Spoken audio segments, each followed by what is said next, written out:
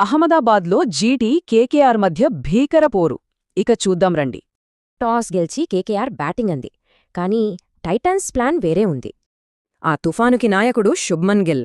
అతని కెప్టెన్సీలో జీటీ బౌలర్లు చెలరేగిపోయారు. మొదటి ఓవర్ నుంచే జీటీ బౌలర్లు కళ్లం వేశారు. పవర్ ప్లేలోనే కేకేఆర్కి చుక్కలు కనిపించాయి. KKR captain Rahane golden duck మొదటి బంతికే పెవిలియన్ చేరాడు. ఒకరి వెంట ఒకరు కేకేఆర్ టాప్ ఆర్డర్ మొత్తం పేకమెడలా కూలిపోయింది. అంతా కూలిపోతున్నా ఒకడు మాత్రం నిలబడ్డాడు.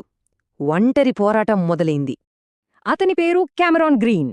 55 బంతుల్లో 79. అదొక వీలోచిత ఇన్నింగ్స్. గ్రీన్ పోరాటంతో కేకేఆర్ స్కోర్ 180కి చేరింది. మరి ఇది సరిపోతుందా? ఇక చేజింగ్ మొదలైంది. గిల్, సుదర్శన్ విధ్వంసానికి తెరలేపారు. జస్టు 5 ఓవర్లలో 50 పరుగులు. కేకేఆర్ బౌలర్లకు దారి కనపడలేదు. గిల్ బ్యాటింగ్లో ప్రతి షాట్ ఒక పెయింటింగ్లా ఉంది.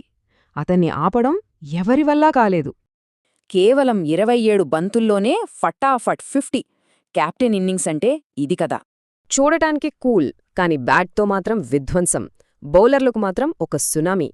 ఇంతలో వరుణ్ చక్రవర్తి వచ్చాడు. తన స్పిన్తో 2 వికెట్లు తీసి కాస్త హోపిచ్చాడు. కాని అప్పటికే జరగాల్సిన నష్టం జరిగిపోయింది. గిల్ క్రీజ్లో కొండలా నిలబడ్డాడు. ఒకవైపు జీటీ టైటిల్ ఫేవరెట్లాడింది. మరోవైపు కేకేఆర్ ఇంకా దారికోసం వెతుకుతోంది. ఈ ఫామ్ చూస్తుంటే ఈ ఏడాది టైటాన్స్ను ఆపేదెవరు?